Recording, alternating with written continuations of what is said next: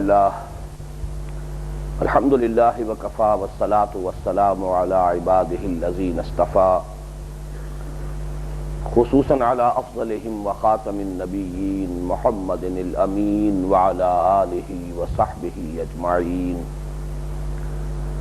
اما بعد فقد قال اللہ تبارک وتعالی کما ورد فی آخر سورة الصف اعوذ باللہ من الشیطان الرجیم بسم اللہ الرحمن الرحیم یا ایہا الذین آمنوا کونوا انصار اللہ کما قال عیسی ابن مریم للحواریین من انصاری الی اللہ قال الحواریون نحن انصار اللہ فآمنت طائفة من بني إسرائيل وكفرت طائفة فأيدنا الذين آمنوا على عدوهم فأصبحوا ظاهرين صدق الله العظيم رب اشرح لي صدري ويسر لي أمري واحلل عقدة من لساني يفقهوا قولي اللهم ربنا الہمنا رشدنا واعذنا من شرور انفسنا اللهم ارنا الحق حقا وارزقنا اتباعه وارنا الباطل باطلا وارزقنا اجتنابه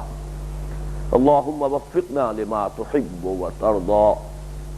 اللهم وفقنا ان نجاهد في سبيلك باموالنا وانفسنا اللهم ارزقنا شهادة في سبيلك آمین یا رب العالمین۔ سورہ صف کے مطالعے پر ہماری یہ آخری نشست ہے، اس لیے کہ یہ آخری آیت ہے جو ابھی میں نے تلاوت کی ہے۔ انشاءاللہ اس نشست میں ہم اس کا مطالعہ مکمل کر لیں گے۔ اگرچہ یہ ایک ہی آیت ہے، لیکن جیسا کہ میں نے ابتدا میں عرض کیا تھا، اپنے حجم کے اعتبار سے یہ کئی آیات کے مجموعے کے برابر ہے۔ چنانچہ میرے اپنے مصحف میں پہلی 4 آیات اس سورہ مبارکہ کی جتنی سطور میں آئی ہیں اتنی ہی سطور میں یہ آخری ایک آیت آئی ہے۔ یہ آیت ایک اعتبار سے جو مضمون دوسرے رکوع میں چل رہا تھا اور پچھلی 4 آیات میں جو وارد ہوا ہے، جس کا مطالعہ ہم پچھلی 2 نشستوں میں کر چکے ہیں، یہ اس کا نقطہ عروج ہے، کلائمیکس ہے۔ لیکن اضافی طور پر اس میں ایک اور نہایت اہم مسئلہ کہ جو جہاد اور قتال سے متعلق ہے، اس کے بارے میں بنیادی ہدایت فراہم کی گئی ہے۔ تو آئیے کہ ہم اس کا لفظ بلفظ مطالعہ شروع کریں۔ یا ایھا الذین آمنوا کونوا انصار اللہ، اے ایمان کے دعوے دارو، اے ایمان والو، اللہ کے مددگار بنو۔ اللہ تعالیٰ کی مدد کا یہ تصور، جیسا کہ میں نے ابھی عرض کیا، در حقیقت ذالکم خیر لکم ان کنتم تعلمون کی جو وضاحت ہو رہی تھی، یہ اس کا کلائمیکس ہے، یہ اس کا نقطہ عروج ہے۔ اس لیے کہ سورہ صف کے دوسرے رکوع میں پہلے جہاد کے لیے ایک زبردست کال ہوئی، دعوت دی گئی،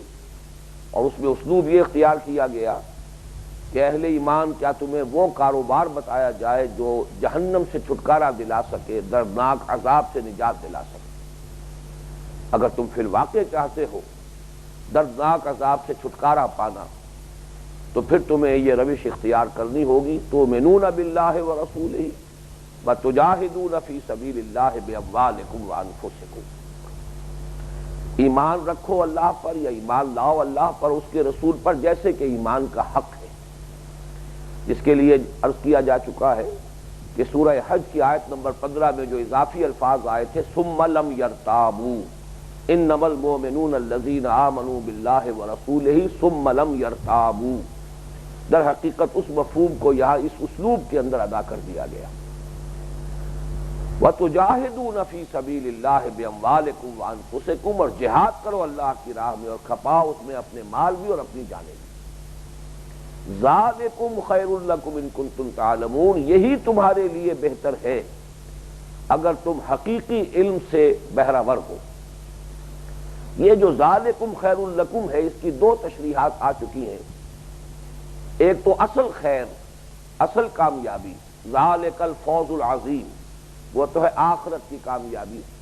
جس کا منفی پہلو ہے یغفر لکم ذنوبکم، بخش دے گا تمہیں تمہارے گناہ، اور مثبت پہلو ہے وَيُدْخِلْكُمْ جَنَّاتٍ تَجْرِي مِن تَحْتِهَا الْأَنْهَارُ وَمَسَاكِنَ طَيِّبَةً فِي جَنَّاتِ عَدْنٍ، داخل کرے گا تمہیں ان باغات میں جن کے دامن میں ندیاں بہتی ہوں گی، اور نہایت پاکیزہ رہائش گاہوں میں کہ جو رہائشی باغات میں واقع ہوں گے. تو مغفرت اور جنت یہ ہے کہ جو اصل فوز ہے، اصل فلاح ہے، اصل کامیابی ہے، اور یہی اصل میں مقصود ہونا چاہیے بندہ مومن کا، اور کسی بھی دینی تحریک کا یہی نصب العین ہونا چاہیے. البتہ ایک اور خیر جس کا وعدہ کیا گیا وَأُخْرَىٰ تُحِبُّونَهَا نَصْرٌ مِّنَ اللَّهِ وَفَتْحٌ قَرِيبٌ، ایک دوسری شے جو تمہیں پسند ہے، بہت پسند ہے، وہ یہ کہ اب اللہ تعالیٰ کی طرف سے نصرت آیا چاہتی ہے اور کامیابی اور فتح، دنیا میں غلبہ، یہ تمہارے قدم چوما چاہتا ہے. وَبَشِّرِ الْمُؤْمِنِينَ، اے نبی اہل ایمان کو اس کی بشارت دے دیجیے. اب اسی کا اگلا کلائمیکس ہے کہ جو شخص یہ روش اختیار کرتا ہے، جو اپنی زندگی میں یہ کاروبار جو ہے اسے گویا کہ اس کا اصول بناتا ہے. علامہ اقبال کا شعر ہے کہ بیا تا کار این امت میں سازیم قمار زندگی مردانہ بازیں، آؤ کہ اس امت کے حالات کو بنانے کی کوشش کریں، بہتری کی کوشش کریں،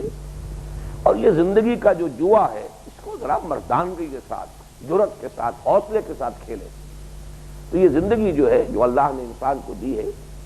ایک تو یہ ہے کہ اس طور سے بسر کر لی جائے جس کے لیے تعبیر میں اختیار کیا کرتا ہوں کہ انسان زندگی نہیں گزار رہا ہوتا، زندگی انسان کو گزار رہی ہوتی ہے، زندگی انسان کو بسر کر رہی ہے.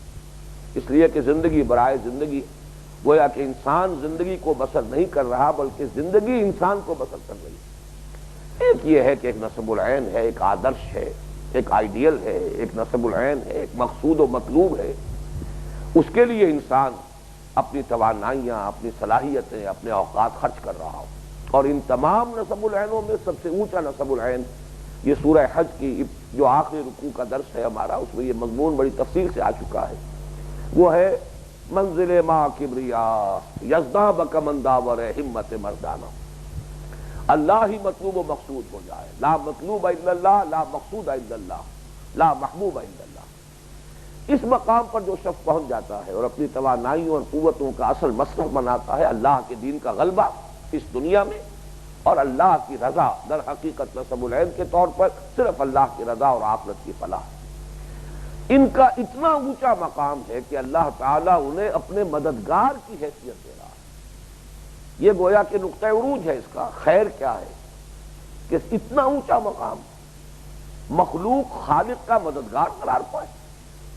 مربوب رب کا مددگار قرار پائے. وہ ہمارا خالق ہے، ہمارا مالک ہے، ہمارا رب ہے، ہمارا پروردگار ہے، ہمارا پالنہار ہے. لیکن اگر ہم اس کی راہ میں جہاد کریں اور اپنی توانائیوں کو، اپنی قوتوں کو، اپنی صلاحیتوں کو اس کے دین کے غلبے کے لیے صرف کریں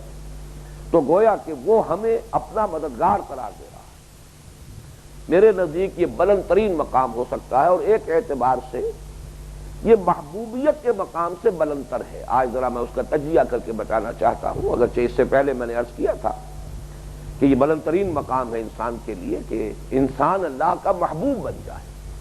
ان اللہ یحب الذین یقاتلون فی سبیلہ صفا کانہم بنیان مرصوص. اللہ کو تو محبت ہے اپنے ان بندوں سے جو اس کی راہ میں جنگ کرتے ہیں، ایسی صفیں باندھ کر گویا کہ سیسا پلائی ہوئی دیوار. لیکن ذرا تجزیہ کیجئے، محبوبیت جو ہے یہ ایک انفعالی کیفیت ہے، اور یہاں جو نصرت ہے، ناصر، مددگار، یہ ایک فعالی کیفیت ہے. انفعالی کیفیت جو ہے اس سے یقیناً درجے میں بلند ہے یہ فعالی کیفیت. انسان اللہ کا مددگار قرار پا رہا ہو، میرے نزدیک اس سے اونچا پھر اب اور کوئی مقام نہیں ہے. اور یہ تصور قرآن مجید میں دو جگہ اور آیا ہے. یہ بات میں نے بارہا عرض کی ہے، آج یہ کئی مرتبہ اس کا اعادہ ہوگا کہ اہم مضامین بار بار آتے ہیں، اور کم سے کم 2 مرتبہ ضرور آتے ہیں قرآن حکیم میں. چنانچہ اللہ کی مدد، اللہ کی نصرت، انسان اللہ کا مددگار بن سکتا ہے۔ سورہ حج کی آیت نمبر 40 میں فرمایا وَلَيَنصُرَنَّ اللَّهُ مَن يَنصُرُهُ إِنَّ اللَّهَ لَقَوِيٌّ عَزِيزٌ، یقیناً اللہ مدد کرے گا ان کی جو اس کی مدد کرتے ہیں۔ جیسے میں نے اس سے پہلے عرض کیا تھا کہ محبت بھی ایک دو طرفہ عمل ہے، اس لیے کہ اگر آپ کے دل میں کسی کی محبت ہے تو یقیناً اس کے دل میں بھی آپ کے لیے محبت پیدا ہو جائے گی۔ لو بگیٹس لو۔ تو اگر آپ اللہ سے محبت کرتے ہیں تو آپ اللہ کے محبوب بھی ہوں گے، اللہ آپ سے محبت کرے گا۔ وہی معاملہ یہاں ہے وَلَيَنصُرَنَّ اللَّهُ مَن يَنصُرُهُ، اللہ لازماً مدد کرے گا ان کی کہ جو اس کی مدد کرتے ہیں۔ اور اسی طرح سورہ محمد صلی اللہ علیہ وسلم کی آیت نمبر 7 میں فرمایا ان تنصروا اللہ ینصرکم ویثبت اقدامکم، اگر تم اللہ کی مدد کرو گے تو اللہ تمہاری مدد کرے گا، تمہارے قدم جما دے گا۔ تو یہ بات بہت اہم ہے کہ بندہ اللہ کا مددگار قرار پائے، یہ گویا کہ بلند ترین مقام ہے۔ اس میں بعض ہمارے مفسرین نے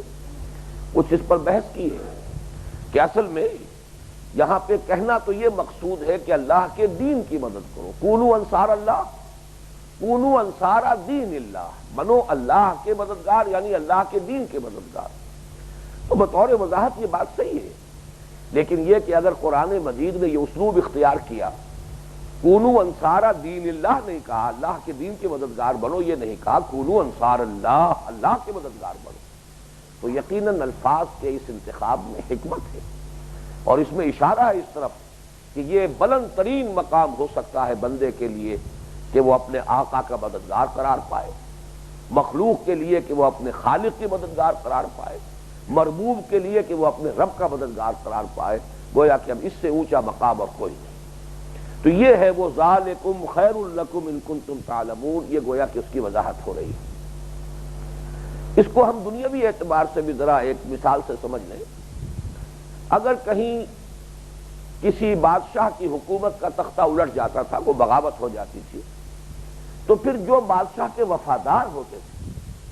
اس بغاوت کو فروغ کرنے میں اگر وہ اپنا تن من دھن لگاتے تھے، اپنی جانیں کھپاتے تھے،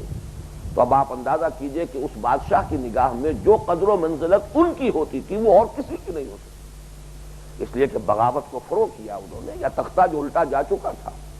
اسے دوبارہ اس حکومت کو قائم کیا یا استحکام بخشا۔ اس ہندوستان کی تاریخ میں جو واقعہ ہوا تھا، شیر شاہ سوری نے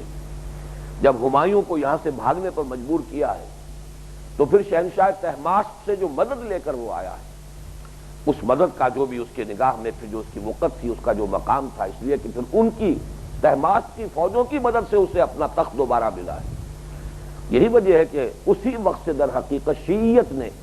بر عظیم پاک و ہند میں قدم جمائے، ورنہ اسلام اس سے پہلے آ چکا تھا یہاں، 300 400 بلکہ 500 برس ہو چکے تھے اسلام کو آئے ہوئے بر عظیم پاک و ہند میں، شیعیت کا وجود یہاں نہیں تھا۔ شیعیت جو آئی ہے بر عظیم پاک و ہند میں تو وہ صرف اس وجہ سے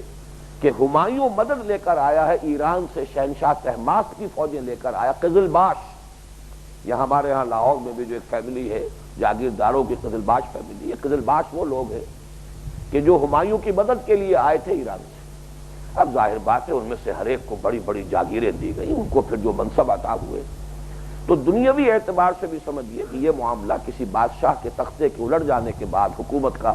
پھر اگر کوئی ریسٹور کرتا ہے اس کے لیے وہ تخت حکومت، تو اب اس کی نگاہ میں اس سے بڑا اس کا محسن اور کوئی نہیں۔ یہی معاملہ یہاں ہے، یہ کائنات اللہ کی ہے، اللہ اس کا بلا شرکت غیر واحد حاکم، الا لہ الحکم، اسی کے لیے حکم ہے، الا لہ الامر، اسی کے لیے امر ہے،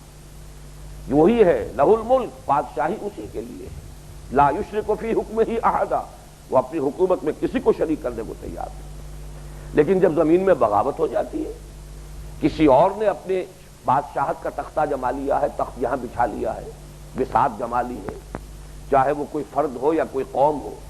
تو یہ گویا کہ بغاوت ہے اللہ کے خلاف، ظہر الفساد فی البر والبحر، یہ تو اللہ کے خلاف بغاوت ہے۔ اس بغاوت کو فروغ کر کے اور اللہ کی حکومت کو دوبارہ قائم کرنا، اسی لیے بات فرمائی گئی ہے، جو قتال کا جب سلسلہ شروع ہو گیا ہے غزوہ بدر کے ساتھ، تو سورہ انفال میں پھر یہ الفاظ وارد ہو گئے کہ اے مسلمانوں، اب جب یہ قتال فی سبیل اللہ کا سلسلہ شروع ہو گیا ہے تو جان لو کہ اب یہ جاری رہے گا، قاتلوہم حتی لا تکون فتنۃ ویکون الدین کلہ للہ۔ اب یہ قتال جاری رہے گا، ان سے جنگ جاری رکھو یہاں تک کہ فتنہ، فساد، بغاوت فروغ ہو جائے اور دین کل کا کل اللہ کے لیے ہو جائے، اسی کی حکومت، اسی کا تخت حکومت یہاں دوبارہ جو ہے قائم ہو جائے، اسی کا قانون نافذ ہو جائے، اسی کی مرضی جو ہے اس کے مطابق پورا انسانی زندگی کا نظام جو ہے استوار ہو جائے۔ تو یہ ہے یا ایھا الذین آمنوا کونوا انصار اللہ، اہل ایمان اللہ کے مددگار بنو۔ کما قال عیسی ابن مریم للحواریین من انصاری الی اللہ قال الحواریون نحن انصار اللہ، جیسے کہ کہا تھا مریم کے بیٹے عیسیٰ نے علیہم الصلاۃ والسلام للحواریین، اپنے حواریوں سے، اس کی وضاحت میں بعد میں کروں گا، من انصاری الی اللہ، کون ہے میرا مددگار، کون ہے میرے مددگار اللہ کی طرف، اللہ کے راستے میں۔ قال الحواریون نحن انصار اللہ، تو کہا حواریین نے کہ ہم ہیں اللہ کے مددگار۔ یہ جو ٹکڑا ہے اس آیہ مبارکہ کا، اس میں سب سے پہلے لفظ حواری کو سمجھ لیجئے۔ یہ ہا، واو اور را کا جو مادہ ہے، اس کے اگرچہ اور بھی استعمالات ہیں لیکن اس میں سفید رنگ کا مفہوم بھی موجود ہے، سفیدی۔ اسی حوالے سے حوران جنت کو حور کیوں کہا گیا ہے؟ ان کے لیے ایک لفظ تو آتا ہے حور عین، بڑی بڑی آنکھوں والیاں ہوں گی۔ اللہ تعالیٰ جو بھی اہل جنت کو پھر جو وہاں پہ ازواج عطا کرے گا، عین، بڑی بڑی آنکھوں والیاں، حور، گوری رنگت والی۔ اس سے جو لفظ آتا ہے پھر یہ دھوبیوں کے لیے استعمال ہوتا ہے کہ وہ کپڑوں کو دھو دھو کر سفید کر دیتے ہیں، ان میں میل کچیل جو ہے جس کی وجہ سے وہ بے رنگ ہو گئے ہوتے ہیں، سب سے پاک کر کے اور اس کی سفیدی کو نمایاں کر دیتے ہیں۔ اسی طریقے سے وہ جو خالص میدے کی بنی ہوئی روٹی ہوتی ہے سفید، اسے الخبز الحموار کہتے ہیں، بالکل سفید روٹی۔ اس سے یہ ایک تو مفہوم یہ نکالا گیا ہے کہ حواریین اصل میں یہ لفظ حضرت عیسیٰ علیہ السلام کے ساتھیوں پر اس لیے اس کا اطلاق ہوا کہ جب حضرت عیسیٰ علیہ السلام مایوس ہو گئے تھے، اپنی قوم یعنی یہود بنی اسرائیل کے شرفاء اور خاص طور پر علماء اور ان کے جو فریسی تھے اور ان کے جو فقہاء تھے، ان سے مایوس ہو گئے کہ یہ لوگ میری بات ماننے والے نہیں ہیں بلکہ میری مخالفت پر کمر بستہ ہو گئے۔ تو انہوں نے آبادی سے باہر جا کر، خاص طور پر گلیلی جھیل جو ہے اس کے پاس جا کر، وہاں دھوبی تھے جو کپڑے دھو رہے تھے اور وہ مچھیرے تھے کہ جو مچھلیاں پکڑ رہے تھے، ان سے پھر خطاب کیا، ان تک اپنا پیغام پہنچایا۔ تو ان میں سے انہیں حواری ملے، کچھ دھوبیوں میں سے جن کا پیشہ تھا کپڑے دھونا اور کپڑوں کو صاف کرنا، اور کچھ مچھیروں میں سے۔ چنانچہ مچھیروں سے خطاب میں تو بڑے پیارے الفاظ حضرت عیسیٰ نے فرمائے تھے کہ اے مچھلیوں کے پکڑنے والوں، آؤ کہ میں تمہیں انسانوں کا شکار کرنا سکھاؤں۔ یعنی یہ کہ یہ دعوت حق جو ہے اس کا ہدف ہوتے انسان، انسانوں کو بدلنا، انسانوں کے ذہن کو تبدیل کرنا، ان کے عقائد کو بدلنا۔ تو یہ گویا کہ ایک طرح سے جو داعی ہوتا ہے، میں تو اس کے لیے ایک لفظ اور استعمال کیا کرتا ہوں کہ وہ سائل ہوتا ہے۔ جیسے سائل جو ہے ہر ایک کے سامنے دستے سوال دراز کرتا ہے، جھولی پسارتا ہے کہ میری جھولی میں کچھ ڈال دو، اسی طریقے سے داعی جو ہے وہ بھی ہر شخص سے گویا کہ سائل ہوتا ہے کہ میری مدد کرو، میرے ساتھ تعاون کرو، میرا ساتھ دو، میرے دست و بازو بنو۔ تو اسی طریقے سے وہ انسانوں کو گویا کہ ایک طریقے سے انسانوں کا شکاری ہوتا ہے، وہ انسانوں کو شکار کر رہا ہوتا ہے کہ جیسے کوئی مچھیرا جو ہے ایک ایک مچھلی پکڑ کر اور وہ اپنے جو بھی کوئی اس کا جگہ ہے جہاں وہ رکھ رہا ہے اس میں ڈالتا ہے، اسی طریقے سے ہر داعی جو ہے ایک ایک انسان کو وہ اپنے دام دعوت کے اندر لے کر پھر یہ کہ اپنا ساتھی بناتا ہے، اپنی جمعیت کا اور اپنی وہ بھی جو تنظیم اور جماعت ہے اس کے اندر اس کو شامل کرتا ہے۔ تو ایک رائے یہ ہے کہ یہ لفظ در حقیقت اس لیے شروع ہوا کہ حضرت عیسیٰ کے جو انتہائی قریبی ساتھی تھے ان میں سے کچھ دھوبی بھی تھے پیشے کے اعتبار سے، تو یہ لفظ جو ہے وہاں استعمال ہو گیا۔ لیکن اس کے کچھ اور معنی بھی لیے گئے ہیں کہ جیسے سفید رنگت میں کوئی سیاہی نہیں ہوتی، کوئی میل نہیں ہوتا، ایسے ہی جو لوگ نہایت مخلص ہو جائیں کسی کے ساتھی، جس کو قرآن مجید میں سورہ حامیم سجدہ کی جو آیات پر ہمارا مشتمل ہے درس، جو پہلے حصے ہی کا آخری درس ہے، اس میں آیا ولی حمیم، نہایت گرم جوش ساتھی، تو نہایت مخلص، جس کے اندر کوئی کھوٹ نہ ہو، کوئی میل نہ ہو، ہر اعتبار سے یکسو ہو کر جو ساتھ دینے کے لیے تیار ہو جائے، گویا کہ بالکل سفید جیسے کپڑا ہو، اس کے اوپر کہیں میل نہ ہو، اسی طریقے سے ان کے دل میں، ان کی رفاقت میں، ان کے ساتھ میں، ان کا جو بھی عہد وفا ہے اس میں کہیں کوئی میل اور کوئی ملاوٹ نہ رہ گئی۔ اور ایک اور اس کا مفہوم یہ بھی ہے کہ یہی حواریین مسیح ہیں پھر جنہوں نے کہ لوگوں کا تزکیہ نفس کیا ہے۔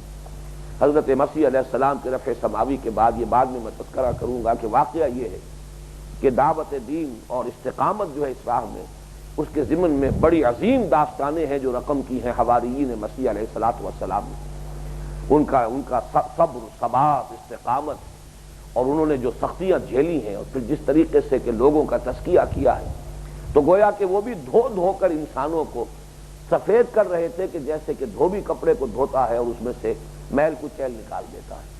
تو یہ لفظ ہے در حقیقت، اس لفظ کو حضور نے بھی استعمال فرمایا ہے اپنے صحابہ میں سے، خاص طور پر حضرت زبیر علیہ رضی اللہ تعالی عنہ کے لیے، وَلِكُلِّ نَبِيٍّ حَوَارِيٌّ وَحَوَارِيُّ الزُّبَيْرُ، ہر نبی کا کوئی نہ کوئی حواری ہوتا ہے، اور میرا حواری زبیر ہے رضی اللہ تعالی عنہ۔ اور ایک اور حدیث میں آیا ہے ما بعث اللہ من نبی فی امت من قبلی الا کان لہ من امتہ حواریون واصحاب، اللہ نے مجھ سے پہلے کسی نبی کو بھی کسی امت میں نہیں مبعوث کیا مگر یہ کہ اس امت میں سے اس کے کچھ نہ کچھ حواری اور اصحاب ہوتے تھے، یاخذون بسنتہ ویقتدون بامرہ، جو اس کی سنت کو مضبوطی سے تھام لیتے تھے اور اس کے حکم کی پیروی کرتے تھے۔ ثم انہا تخلف من بعدہم خلوف،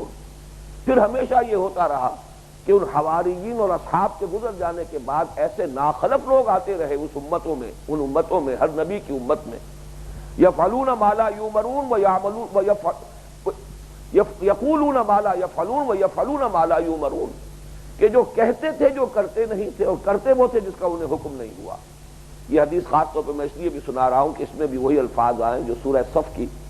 جو دوسری آیت میں آئے ہیں کہ یا ایھا الذین آمنوا لما تقولون ما لا تفعلون، تو بعد میں جو ناخلف لوگ آ جاتے ہیں امت میں، نام لیوا تو ہوتے ہیں رسول کے اور امتی ہونے پر فخر بھی کرتے ہیں، لیکن یقولون ما لا یفعلون ویفعلون ما لا یؤمرون، یہ ان کے امراض ہیں کہ پھر جو کچھ کہتے ہیں وہ کرتے نہیں، اور کرتے وہ ہیں جس کا حکم نہیں ہوا۔ فمن جاہدہم بیدہ فہو مومن، جو شخص ایسے لوگوں کے ساتھ جہاد کرے گا اپنے ہاتھ سے وہ مومن ہے۔ ومن جاہدہم بلسانہ فہو مومن، اور جو ایسے لوگوں کے ساتھ جہاد کرے گا زبان سے وہ مومن ہے۔ ومن جاہدہم بقلبہ فہو مومن، اور جو ان کے ساتھ جہاد کرے گا اپنے دل سے وہ مومن ہے۔ ولیس وراء ذلک من الایمان حبۃ خردل، اور اس کے بعد تو ایمان رائی کے دانے کے برابر ہو گئی۔ یہ روایت جو ہے حضرت عبداللہ ابن مسعود سے ہے رضی اللہ تعالی عنہ، اور یہ مسلم شریف میں موجود ہے۔ بہرحال یہ حواری تھے حضرت عیسیٰ علیہ السلام کے۔ تعداد تو آتی ہے کہ کل آپ پر ایمان لانے والوں کی تعداد 300 سے 330، 325 کے لگ بھگ تھی، لیکن ان میں سے 12 وہ تھے جن پر حواریین کا اطلاق ہوتا ہے۔ یہ ہمہ وقت حضرت عیسیٰ کے ساتھ رہتے تھے، جہاں آپ جا رہے ہیں یہ ساتھ ہیں۔ یہ 12 حواریین ہیں جو مشہور ہیں حضرت عیسیٰ علیہ السلام۔ تو فرمایا کما قال عیسی ابن مریم للحواریین من انصاری الی اللہ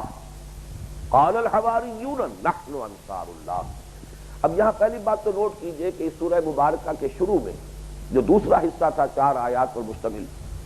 اس پر تو یہود کا کردار آیا ہے بطور نشان عبرت۔ انہوں نے حضرت موسیٰ کے ساتھ کیا طرز عمل اختیار کیا، حضرت عیسیٰ کے ساتھ کیا اختیار کیا، اور خود اب محمد صلی اللہ علیہ وسلم کے ساتھ کیا کر رہے ہیں۔ لیکن یہاں ہم دیکھ رہے ہیں کہ حضرت عیسیٰ کے حواریین کو ایک قابل تقلید مثال کی حیثیت سے سامنے لایا جا رہا ہے۔ گویا کہ جہاں تاریکیاں ہیں وہاں کچھ نہ کچھ نور بھی ہے، روشنی بھی ہے، تو تاریکیوں سے بچنا ہے، اور جو نور ہے اس کا انسان اس سے استفادہ کرتا ہے۔ تو گویا کہ اہل ایمان کے لیے بطور ایک مثال قابل تقلید مثال کے یہاں حواریین حضرت مسیح کا تذکرہ ہو رہا ہے۔ یہ جو میں نے عرض کیا تھا کہ ہر ایک اہم مضمون قرآن مجید میں 2 جگہ ضرور آتا ہے، تو بین ہی یہی مضمون سورہ آل عمران کی آیت نمبر 52-53 میں موجود ہے۔ فلما احس عیسیٰ منہم الکفر قال من انصاری الی اللہ قال الحواریون نحن انصار اللہ۔ جب حضرت عیسیٰ نے شدت کے ساتھ محسوس کیا لوگوں کے کفر کو کہ تمام جو ان کے شرفاء کے طبقات تھے، نام نہاد شرفاء اور خاص طور پر علماء اور فقہاء اور ان کے جو بھی فریسی تھے اور جو ان کے قاضی لوگ تھے، جب حضرت عیسیٰ نے محسوس کیا کہ ان کا کفر جو ہے بہت شدید ہے اور یہ میری مخالفت پر کمر کس چکے ہیں، تو پھر انہوں نے رخ کیا ان آبادیوں سے باہر جا کر اپنی دعوت و تبلیغ کا، اور پھر اپنے حوارین سے کہا کہ اب وہ وقت آ رہا ہے کہ مجھے ضرورت ہے ایسے لوگوں کی کہ جو میرے ساتھ پورے طور سے اپنے آپ کو وابستہ کر لیں اور میرے مددگار بن جائیں، من انصاری اللہ۔ تو انہوں نے کہا کہ ہم ہیں اللہ کے مددگار۔ یہاں جو زیادہ اہم نقطہ ہے وہ نوٹ کیجئے کہ پہلے حصے میں تو انصار اللہ کا لفظ آیا، یہاں من انصاری الی اللہ، اور پھر قال الحواریون نحن انصار اللہ، یہاں نصرت کی دو نسبتیں آ رہی ہیں۔ نصرت گویا کہ اللہ کی بھی ہے اور نصرت اللہ کے رسول کی بھی ہے، نصرت حضرت مسیح کی بھی ہے، اور حقیقت میں نصرت اللہ کی ہے، دین اللہ کا ہے۔ اس لیے اس دین کے لیے جو بھی ایثار و قربانی ہو رہی ہے تو در حقیقت وہ تو آپ اللہ کی مدد کر رہے ہیں، اللہ کے مددگار ہیں۔ لیکن چونکہ دین کو غالب کرنا فرض منصبی قرار پایا ہے محمد الرسول اللہ کا صلی اللہ علیہ وسلم، هو الذی ارسل رسولہ بالہدی ودین الحق لیظہرہ علی الدین کلہ، یہ تو فرض منصبی ہے، یہ تو مقصد بعثت محمدی ہے علیہ صاحب الصلاۃ والسلام۔ اس اعتبار سے یہ گویا کہ آپ کا مشن ہے، اس کا اصل بوجھ آپ پر ہے۔ تو جو کوئی بھی اس میں آپ کا وہ آپ کا ساتھ دے رہا ہے، جو بھی اس مقصد کے لیے تن من دھن لگا رہا ہے، وہ ایک اعتبار سے تو اللہ کا مددگار ہے اور ایک اعتبار سے وہ رسول کا مددگار ہے۔ تو یہ نسبتیں جو ہیں میں چاہتا ہوں کہ اچھی طرح آپ سمجھ لیں، اور ایک اعتبار سے اور نوٹ کر دیجئے، یہ کونوا انصار اللہ جیسے اس آیت مبارکہ میں آیا ہے، اور دو آیتیں ہیں صرف قرآن مجید کی کہ جن میں یہ اسلوب آیا ہے، یا ایھا الذین آمنوا کونوا انصار اللہ، یا ایھا الذین آمنوا کونوا قوامین بالقسط شہداء للہ، اہل ایمان بن جاؤ، اللہ کے گواہ بن کر کھڑے ہو جاؤ، اور عدل و انصاف کے علم بردار بن کر، قوامین بالقسط شہداء للہ۔ اور دوسرا یہ تو سورہ نساء کی آیت نمبر 135 ہے، سورہ مائدہ اس سے اگلی سورت ہے، اس کی آیت نمبر 8 میں آئے ہیں الفاظ یا ایھا الذین آمنوا کونوا قوامین للہ شہداء بالقسط۔ تو گویا کہ اصل میں بھی اللہ تعالیٰ جو اپنی مدد کا طلبگار ہے، تو حقیقت میں وہ اس دنیا میں نظام عدل و قسط کو قائم کرنا چاہتا ہے، اس کے لیے مدد مانگ رہا ہے، معاذ اللہ اسے کسی مدد کی احتیاج نہیں ہے۔ ویسے بھی یہ بندے کا امتحان ہے، خلق الموت والحیات لیبلوکم ایکم احسن عملا۔ بہرحال اصل جو مضمون میں عرض کر رہا تھا اس آیت کا وہ کیا ہے، اور یہ ہے اس آیت مبارکہ کی اصل رہنمائی، وہ یہ ہے کہ جہاں تک تو تبلیغ دین کا تعلق ہے اور دعوت دین کا تعلق ہے، یہ ایک فرد بھی یہ فریضہ سر انجام دے سکتا ہے۔ حضرت نوح علیہ السلام کی مثال ہے، 900 برس تک دعوت دے رہے، ایک ہی فرد ہے، استقامت کے ساتھ دعوت دے رہا ہے، قوم مان رہی ہے یا نہیں مان رہی، ریسپانس مل رہی ہے یا نہیں مل رہی، وہ اپنی دعوت و تبلیغ کا فریضہ سر انجام دے رہا ہے استقامت کے ساتھ۔ لیکن جہاں تک اقامت کا تعلق ہے دین کی، اقامت دین کو قائم کرنا، یا جو اس سورہ مبارکہ میں جو لفظ آیا ہے اظہار دین الحق علی الدین کلہ، دین کو غالب کرنا، اس کے لیے ظاہر بات ہے کہ جمعیت درکار ہے، قوت درکار ہے، اور وہ جمعیت بھی نہایت منظم قسم کی جمعیت درکار ہے۔ لہذا یہاں جو فرمایا گیا کہ من انصاری الی اللہ، یہ کام میں تنہا نہیں کر سکتا، مجھے مددگار چاہیے، مجھے دست و بازو چاہیے، مجھے اعوان و انصار چاہیے۔ یہ بہت اہم نقطہ ہے، اچھی طرح نوٹ کر لیجئے کہ یہ فرق ہے، دعوت و تبلیغ تنہا بھی آدمی کر سکتا ہے، کرتا ہے، اس سے کوئی غرض نہیں کہ کسی نے قبول کیا یا نہیں کیا، وہ اللہ تعالیٰ کے ہاں سرخرو ہوگا کہ اللہ میں اپنی پوری زندگی یہ کام کرتا رہا، معذرۃ الی ربکم، وہ اللہ کے ہاں جا کر اپنا عذر پیش کر سکے گا، وہاں سرخرو ہوگا۔ لیکن اظہار دین الحق، دین کا غلبہ، اقامت دین، اس کے لیے جمعیت لازمی، اس کے لیے ہے یہ قول جو ہے من انصاری الی اللہ، کون ہے میرا مددگار اللہ کے راستے میں، اللہ کے اس مشن کے لیے۔ اور بہت صحیح کہا ہے مولانا اصلاحی صاحب نے، اس اسلوب کو خوب ترجمانی کی ہے کہ میں تو چل رہا ہوں، میں چل پڑا ہوں، یہ انداز اچھی طرح سمجھ لیجیے، میں تو چل پڑا ہوں، اب جس کو میرا ساتھ دینا ہو ساتھ دے، واقعہ یہ ہے کہ بغیر اس کے یہ کام ہو نہیں سکتا۔ اگر کوئی شخص منتظر رہے گا کہ ساتھی آئیں تو قدم بڑھاؤں تو یہ کبھی بھی کام کا آغاز ہی نہیں ہو سکے گا۔ میں اکیلا ہی چلا تھا جانب منزل مگر، راہ رو ملتے گئے اور قافلہ بنتا گیا۔ انسان ندا لگاتا رہے، صدا لگاتا رہے، پکارتا رہے من انصاری اللہ، لیکن جب تک کہ وہ جو داعی ہے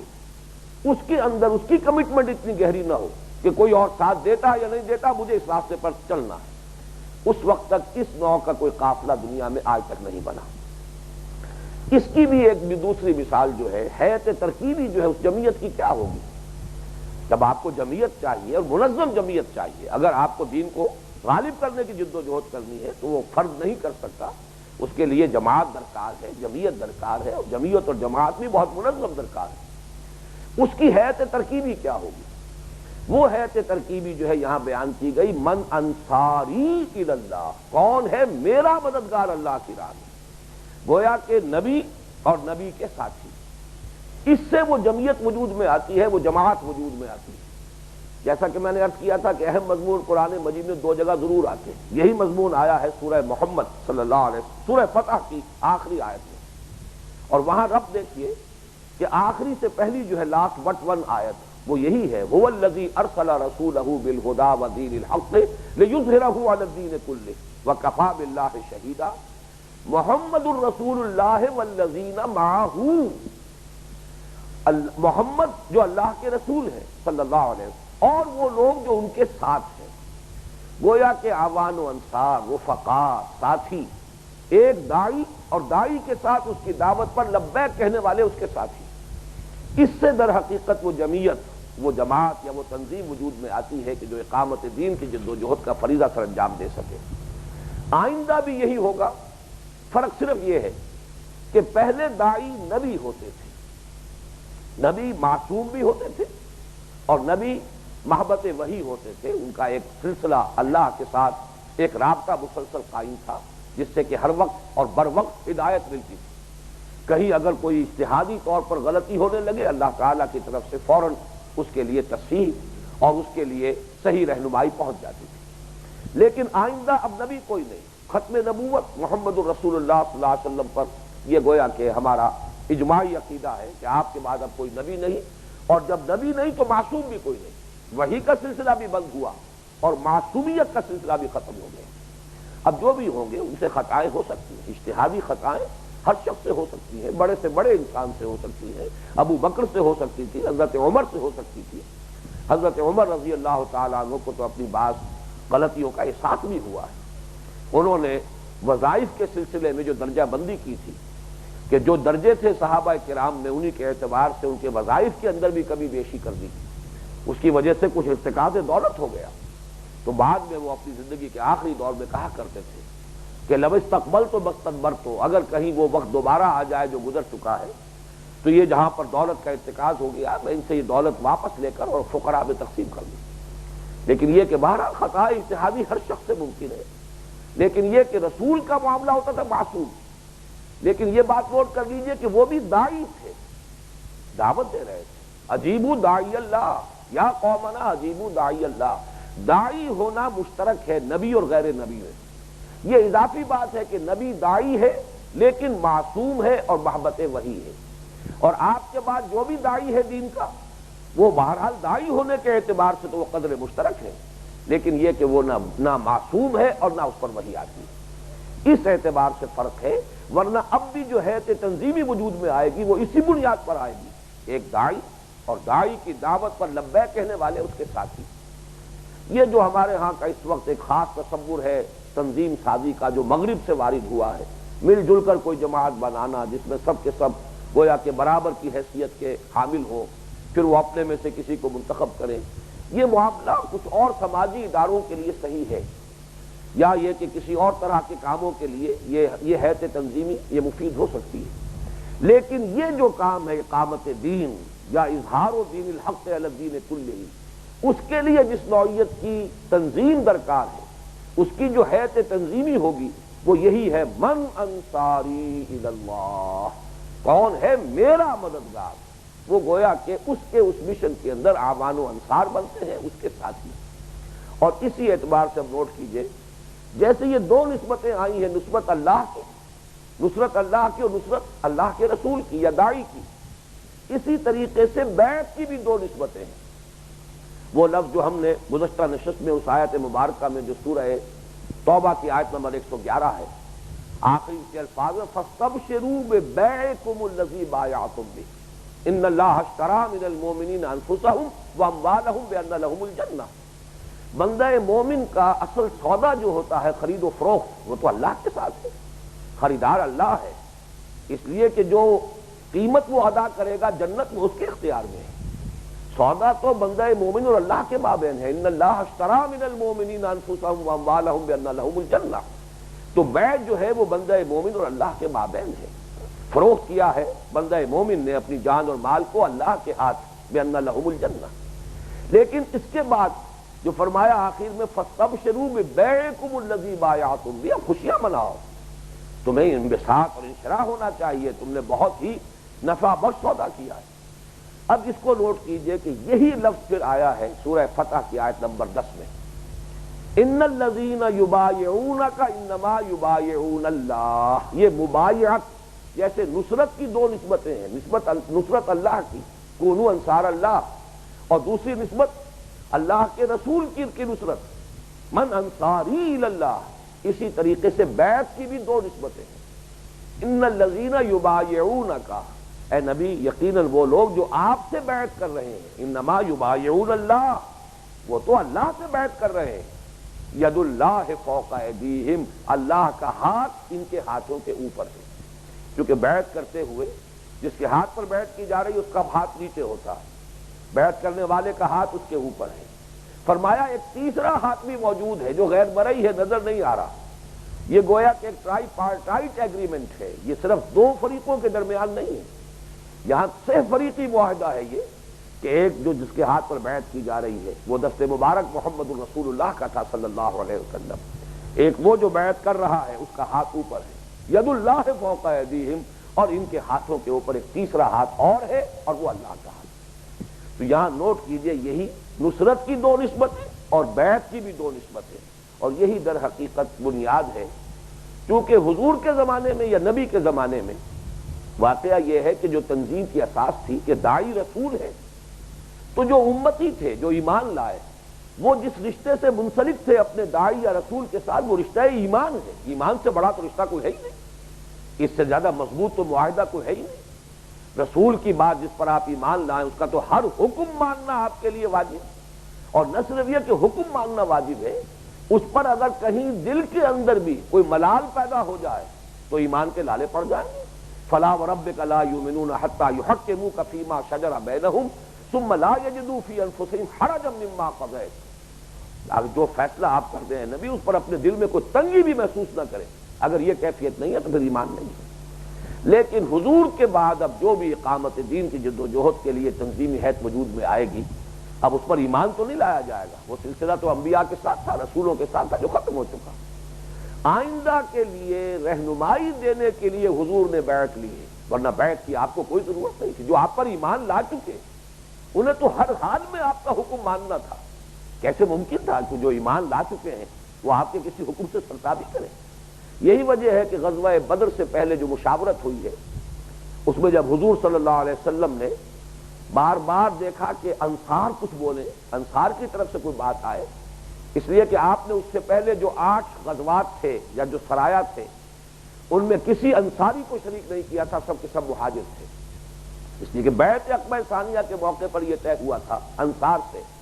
کہ اگر یہ قریش مکہ چڑھائی کریں گے مدینے پر، آپ کا تعاقب کریں گے مدینے تک، تو ہم آپ کی ایسی حفاظت کریں گے جیسے اپنے اہل و عیال کی۔ گویا کہ وہ معاہدہ کور نہیں کر رہا تھا جب تک کہ قریش کی طرف سے کوئی چڑھائی نہ ہو جائے، اور یہاں حضور خود مدینے سے نکل کر انیشیٹو لے رہے تھے، اقدام فرما رہے تھے، اس سے پہلے کہ قریش کی طرف سے کوئی اقدام ہوا، لہذا آپ نے کسی انصاری کو شریک نہیں کیا۔ لیکن اب جب کہ آپ کو وحی سے معلوم ہو چکا تھا کہ ایک لشکر چڑھا آ رہا ہے، 1000 کا لشکر، اور اب صرف مہاجرین کی جو نفری ہے وہ کفایت نہیں کرے گی، تو آپ کی خواہش تھی کہ انصار بھی شریک ہو، لیکن چونکہ وہ جو معاہدہ تھا بیعت عقبہ ثانیہ کا وہ اسے کور نہیں کر رہا، لہذا حضور بس دیکھ تو رہے بار بار انصار کی طرف، لفظاً کچھ نہیں کہہ رہے، پھر کھڑے ہوئے سعد بن عبادہ رضی اللہ تعالی عنہ جو کہ رئیس خزرج تھے، اور خزرج چونکہ بڑا قبیلہ تھا مدینے کے دونوں قبیلوں میں سے، لہذا گویا کہ وہ رئیس انصار تھے۔ انہوں نے پھر جو الفاظ عرض کیے ہیں کانک تعمینا یا رسول اللہ، اے اللہ کے رسول شاید آپ کا روح سخن ہماری جانب ہے، فَإِنَّا قَدْ آمَنَّا بِكَ وَصَدَّقْنَاكَ، اے نبی اب آپ بھول جائیے کہ کیا طے ہوا تھا بیعت عقبہ ثانیہ میں 2 سال 3 سال قبل، ہم آپ پر ایمان لا چکے ہیں، ہم نے آپ کی تصدیق کی ہے، ہم نے آپ کو اللہ کا رسول مانا ہے، لہذا اب ہمارے لیے کوئی آپشن ہے ہی نہیں، جو آپ حکم دیں گے۔ اس نقطے کو اچھی طرح سمجھ لیجئے۔ اس کے بعد آتا ہے روایات میں کہ حضور کا چہرہ کھل اٹھا مسرت سے۔ تو یہ بات سوچ لیجئے کہ نبی کے لیے تو اصل چیز تھی در حقیقت وہ ایمان، جس کی بنیاد پر ہر امتی کو آپ کا حکم ماننا ہے، لیکن آپ کے بعد اب بیعت واحد بنیاد ہے جس کی بنیاد پر، جس کی اساس پر وہ منظم جمعیت وجود میں آ سکتی ہے جو دین کے غلبے کی جد و جہد کے لیے ضروری ہے۔ اب آگے چلیے، فآمنت طائفۃ من بنی اسرائیل وکفرت طائفہ فأیدنا الذین آمنوا علی عدوہم فاصبحوا ظاہرین۔ یہ جو نصف ثانی ہے اس آیہ مبارکہ کا، اس میں ایک بڑی طویل تاریخ کو چند الفاظ میں سمو دیا گیا ہے۔ ایسا نہیں ہوا ہے کہ فوراً ہی حضرت مسیح کے جو حواریین تھے اور جو آپ پر ایمان لانے والے تھے ان کے لیے اللہ تعالیٰ کی طرف سے نصرت آ گئی ہو، بلکہ واقعہ یہ ہے کہ بہت ہی شدید پرسیکیوشن حضرت مسیح علیہ السلام کے جو یہ حواریین تھے اور جو آپ پر ایمان لائے تھے آپ کے مخلصین، انہوں نے صبر اور ثبات اور استقامت کی بڑی عظیم الشان داستان رقم کی۔ شدید پرسیکیوشن ہوا ہے ان کا، بہت بری طریقے سے وہ ستائے گئے، لیکن یہ کہ ان کے لیے جیسے کہ قرآن مجید میں آتا ہے فاصبر کما صبر اولو العزم من الرسل، اے نبی آپ بھی صبر کیجئے جیسے کہ ہمارے دوسرے اولو العزم پیغمبر صبر کرتے رہے۔ ایسے ہی گویا یہاں مسلمانوں کے سامنے قابل تقلید مثال کی حیثیت سے حواریین کی بات آ رہی ہے۔ انہوں نے صبر و ثبات اور استقامت کا ثبوت دیا،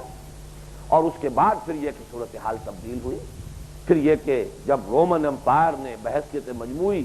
عیسائی مذہب قبول کیا ہے تو اب بہرحال جو حضرت عیسیٰ کے ماننے والے تھے انہیں غلبہ حاصل ہو گیا، فاصبحوا ظاہرین، اب وہ غالب ہوئے۔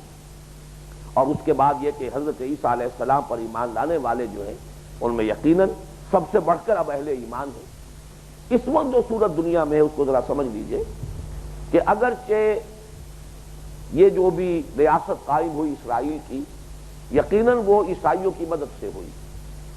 اس سے پہلے عیسائی ان پر بری طریقے سے نہ صرف یہ کہ غالب رہے بلکہ یہ کہ ان کو سزائیں دیتے رہے، اس لیے کہ اب آپ سمجھیے کہ حضرت عیسیٰ علیہ السلام جو ان کے لیے صرف رسول نہیں بلکہ وہ تو تثلیث کی روح سے گویا کہ جو اقلوم اقانیم ثلاثہ ہیں الوہیت کے ان میں شامل ہیں، اس اعتبار سے ان کو سولی پر چڑھانے والوں سے جتنی کوئی دشمنی ہو سکتی تھی عیسائیوں کی اس کو ہم قیاس کر سکتے ہیں۔ تو بہت شدید جو ہے ان یہودیوں پر کہ جنہوں نے انکار کیا حضرت مسیح علیہ السلام کا، انہیں مرتد قرار دیا، واجب القتل قرار دیا، ان کی شان میں بدترین گستاخیاں کی، ان کو سزائیں ملی ہیں۔ لیکن یہ ہے کہ بہرحال اب جو صورت بنی ہے وہ یہ ہے کہ اگرچہ اسرائیل قائم ہوا ہے انہی کی بدولت، انہی کے سہارے سے۔ وزیر اعظم انگلستان تھا جس نے بالفور ڈیکلیریشن کے ذریعے سے اسرائیل کے قیام کا جو ہے راہ ہموار کی ہے، اور اب بھی اگر وہ قائم ہے تو امریکہ کے سہارے سے قائم ہے، اپنے بل پر قائم نہیں ہے۔ لیکن مانوی اعتبار سے ایک صورت عارضی طور پر تبدیل ہو چکی ہے۔ اب یہودی جو ہے ذہناً اور مانن عیسائیوں پر ایک اعتبار سے مسلط ہو گئے۔ فرنگ کی رگے جہاں پنجہ یہود میں ہے، یہ جو مشاہدہ تھا علامہ اقبال کا 100% درست ہے، لیکن یہ ایک عارضی سی کیفیت ہے جو بہت جلد بدل جانے والی ہے، ورنہ صورت یہی ہے۔ اور اس کے بعد جب یہ صورتحال بدلے گی تو اس کے بعد جیسا کہ احادیث میں آتا ہے حضرت عیسیٰ علیہ السلام ہی کے نزول کے بعد یہ موجودہ عیسائیت ختم ہو جائے گی۔ حضرت عیسیٰ جب آئیں گے حدیث نبوی میں الفاظ ہے یکسر الصلیب و یقتل الخنزیر، وہ صلیب کو توڑ دیں گے، یعنی یہ عقیدہ کہ حضرت مسیح سولی پر چڑھائے گئے اس کا یہ خاتمہ ہو جائے گا، حضرت مسیح علیہ السلام خود آ کر اس کی نفی کر دیں گے۔ اور عیسائیت موجودہ جو ہے وہ اسی عقیدے پر کھڑی ہے، ساری بنیادی جو ہے وہ صلیب کا عقیدہ ہے، تو گویا کہ موجودہ عیسائیت ختم ہو جائے گی۔ یقتل الخنزیر اس لیے کہ خنزیر آسمانی شریعتوں میں ہمیشہ حرام رہا ہے، لیکن یہ کہ عیسائیوں نے اس کو بھی حلال کر لیا اپنے لیے، اور آج سب سے زیادہ کنزمپشن جو ہے خنزیر کے گوشت کی وہ عیسائی دنیا میں ہے۔ اس کا بھی خاتمہ ہو جائے گا، گویا کہ شریعت جو ہے صحیح شریعت پر دوبارہ حضرت عیسیٰ علیہ السلام قائم کر دیں گے، گویا کہ اسلام اور عیسائیت اب ایک ہو جائیں گے، عیسائیت ختم ہو جائے گی، اسلام کا غلبہ ہوگا، وہ پھر پورے عرضی پر ہوگا۔ تو فاصبحوا ظاہرین، اہل ایمان ہی کا غلبہ، وہ غلبہ پہلے عیسائیوں کے غلبے کی شکل میں ہوا یہودیوں پر کہ جنہوں نے کفر کیا، فآمنت طائفۃ من بنی اسرائیل، تو ایمان لایا ایک گروہ۔ یہ ایک عجیب ہے قاعدہ عربی زبان کا، تنکیر جسے کہتے ہیں، جو اس میں نکرہ ہے، یہ کہیں تفخیم کے لیے آتا ہے کسی شے کی عظمت بیان کرنے کے لیے، کہیں تحقیر کے لیے آتا ہے کسی شے کی حقارت کو ظاہر کرنے کے لیے، کہیں یہ تکثیر کے لیے آتا ہے کثرت ظاہر کرنے کے لیے، کہیں تقلیل کے لیے آتا ہے قلت بیان کرنے کے لیے۔ تو یہاں پہلے تو آیا ہے یہ تقلیل کے لیے، فآمنت طائفۃ من بنی اسرائیل، بنی اسرائیل میں سے ایک نہایت قلیل گروہ تھا جو ایمان لایا حضرت مسیح پر، وکفرت طائفہ، اور بہت بڑا جو ان کا یہ جو تعداد تھی وہ کفر کے اوپر اڑی نہیں۔ فَأَيَّدْنَا الَّذِينَ آمَنُوا عَلَىٰ عَدُوِّهِمْ، تو پھر ہم نے تائید اور نصرت ہم پہنچائی ان کو جو ایمان لائے تھے ان کے خلاف کہ جنہوں نے کفر کیا تھا۔ فَأَصْبَحُوا ظَاهِرِينَ، تو وہی ہوئے پھر غالب۔ یہ غلبہ جیسا کہ میں نے عرض کیا، اس کا مرحلہ اول عیسائیوں کا غلبہ یہودیوں پر اس صورت میں ہوا اور 2000 برس تک رہا ہے۔ عارضی سی ایک تبدیلی اس وقت جو ہوئی ہے مانند، وہ بھی در حقیقت تمہید ہے اس آخری غلبے کی کہ جو امت مسلمہ کے ذریعے سے ہونے والا ہے، اور حضرت مسیح علیہ السلام پر صحیح معنی میں ایمان لانے والے یقیناً ہم ہی ہیں کہ جو انہیں صحیح حیثیت میں مانتے ہیں کہ وہ اللہ کے رسول تھے، وہ روح منہ تو ہے، وہ روح اللہ بھی ہے، لیکن ان کا مقام یہی ہے کہ وہ بھی اللہ کے ایک بندے ہیں، اس کے رسول ہیں، جیسے محمد الرسول اللہ صلی اللہ علیہ وسلم اللہ کے بندے ہیں اور رسول ہیں۔ یہاں اللہ کے فضل و کرم سے یہ اس آیت مبارکہ کا بھی مطالعہ ختم ہوا اور سورہ صف کے مطالعے کی بھی تکمیل ہو گئی۔ بارک اللہ لی و لکم فی القرآن العظیم ونفعنی وإیاکم بالآیات والذکر الحکیم۔